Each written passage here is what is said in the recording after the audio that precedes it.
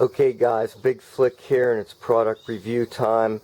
Today we're looking at the CST Ciudad Kevlar bicycle tires. The size is 26 inch by 1.5, 40-559. Inflation pressure 45 to 65 psi. We have exactly 419 miles on them, so I have given them a decent workout. I would say number one, the tires are fast. You just feel like you're making good time on these tires. I can't say that I've actually timed any of my runs, but they are faster than the previous tires that I had on this bike. Number two, they are Kevlar lined, as you see right there. It does make it for a puncture resistant tire. I haven't actually had a flat with these tires, so that is good. Comfort. They do give a comfortable ride at low and medium inflation. If you get close to the 65 psi, I find them to be quite stiff. Quite a lot of bounce and not really ideal, so I personally would not fill them anywhere near the 65 psi. If you're down around 45, maybe 50 at the most, I find that they ride well. They have a good feel to them. They don't bounce a lot. Just overall good experience. Above around 50 or so, I was not impressed. The tires are non-directional. I saw a comment where somebody said that these tires are directional, but I mean, common sense would tell you, if you take a look at this tread is non-directional. Anybody who suggests otherwise is just totally insane. The tires are not marked as directional either, at least this set is not. The final comment is the tires have a reflective sidewall. You might call it a white wall, but it's actually more of a whitish silver. They do show up in the dark. It is a decent safety feature if you're riding at night. You may or may not like the look during the day. Being that this bike has a whitish silver overtone to its paint job, they match well with this bike. They may not match as well with a bike that doesn't have either a black or silver theme, if that type of thing's important to you. Okay, the weight. The weight on these were 520 grams. One of the cons, if you ride a lot in wet weather, even moist weather, and what I mean by that is if you ride after a rain where the pavement has largely dried but not 100%, I find these tires to be extremely slick. I mean, they will just spin, especially the back tire. I mean, obviously that's what I'm referring to, but this tire will spin so easily, it's just hard to believe. I've never actually had a tire that had that poor traction on moist pavement. I mean, it can just be moist, and if I'm cranking up a hill, that tire will skid. Not ideal. For that reason alone, I would not buy this set of tires a second time. For dry riding, I will tell you they feel great. But I just can't get good traction with them. I mean, I'm not doing anything unique. I ride all the time. I'm a seasoned rider. I put 2,500 to 3,000 miles a year on my bikes. This is not my main bike. This is my secondary bike, so it doesn't get quite as many miles. I normally ride mostly in the dry weather, but I will ride after rains and things of that nature. So to me, it's just not worth having a tire that has poor traction in wet or even damp weather. So from that standpoint, you'll know my final rating is going to be poor on these tires, even though I think they have a lot to say positively about them. Another con, as I've already noted, If you try to fill them reasonably full at 65 psi, they are very bouncy. I mean, you would just bounce almost like some type of kiddie car. I did not like that. I mean, you'll always get a stiff ride with a fully inflated tire, but the bounciness here was just unreal.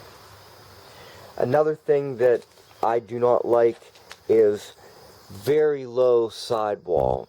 So this will actually drop the height of your bike down if you're used to riding a 26-inch and you may be used to a larger tire. A lot of people convert. This bike was converted from a more or less a hybrid or comfort bike that had a very tall tire on it. It was I think it was one of the Kenda Cross or Kenda Quick type tires that had a very high sidewall. It was a fat tire, and believe it or not, that gives your bike quite a bit more height.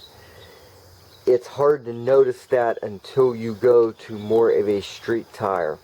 And I actually think that if you're buying a 26 by 1.5 tire in the year 2016, 2017, 2018, you're probably buying that to convert a 26-inch hybrid or comfort bike into a street bike.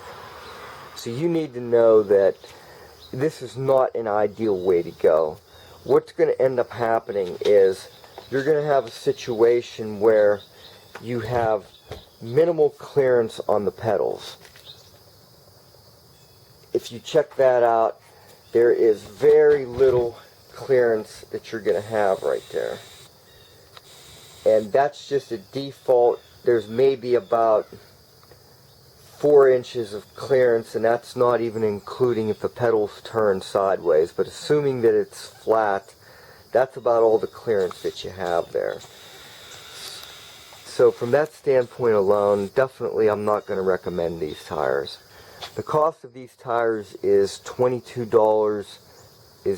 That's the current price at Amazon.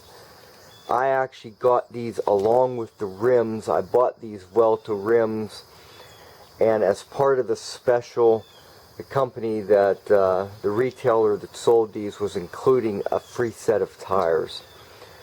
And this is what I got. I didn't actually choose these tires. I knew I needed a set of 26-inch tires that were smoother, more suitable for paved riding, and these tires came with the deal on the wheels. So I didn't actually choose these. I am going to try to get about 1,000, maybe 1,500 miles on them before I swap them, somewhere in that range, but they're going to go fairly soon, let's put it that way, because they don't have enough traction for me, and they don't really have enough height for me. I would much rather buy one of the set of Compass tires. They're quite a bit more money, but at least you have a tire that's lightweight, would actually weigh less than these, even though they're more of a cruiser tire, but they're designed more for touring and long distance riding. So they're kind of like a cross between a racing tire and a cruising tire. I haven't actually tried them yet, but they sound interesting. They're about 420 grams, I believe, in weight, so they should actually be 3 to 4 ounces lighter on each tire than these. And with the bigger tire, the taller tire, the wider tire, you're going to get a lot better ride out of them. But like I say, the ride on these tires is actually good. So if you're riding in exclusively dry weather, height of the tire isn't a big deal to you. I mean, you got to realize that when you're talking height, you're talking about the potential for pedal flap when you're rounding a bend at a decent speed. So you're leaning your bike into the turn, and if you're not a seasoned rider and you don't keep that side's pedal up, you're going to have a substantially greater chance of pedal flap, which can be quite dangerous under a lot of circumstances, especially for a novice rider. So that is the risk of buying a tire that does not have decent height to it.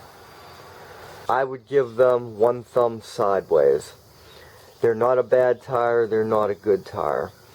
They do seem to have good puncture resistance, they have good rolling speed, and they feel good if you keep them on the low end of the inflation recommendations. On the cons, extremely poor traction in wet or damp pavement, and very low height to them. They would definitely be considered a pure road, probably even a racing tire. And unless your bike is ideally suited for that, and you know it is, you know you have a road bike with sufficient clearance or a racing bike, then I would not consider these. But there again, you're not going to put a tire that weighs 520 grams on a racing bike. You might put it on a casual road bike. So at the end of the day, I'm not actually sure who these tires fit ideally. They're too heavy to be a racing tire. They're really even too heavy for what most people want on a road tire. I guess for a casual commuter who just wants a set of tires that's reasonably smooth and they have a 26-inch bike, that's about the only market that I can find for these. So like I say, I didn't even buy these. These came with the wheels, which I did purchase. So this is an honest and unbiased review. I didn't have a choice as to what tires came with it. For some reason, this is what you know, the deal came with. So that's our review. It's an average tire. You can do a lot better. My own opinion is, if you're looking for a tire that's 26-inch size and has a smooth tread to it, kind of a road tire, you want to get one of the Pan-Eraser T-Serbs. I have that on my other bike. They are lighter, they are just as durable, they have a higher sidewall, just overall a superior tire in every way.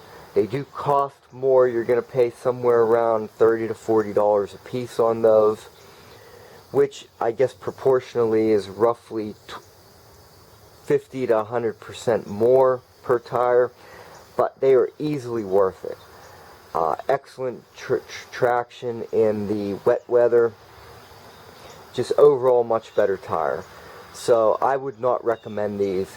If you have them, you might as well try to get some mileage out of them. They don't totally suck, but overall, I'm not going to recommend them. Thanks a lot. Bye.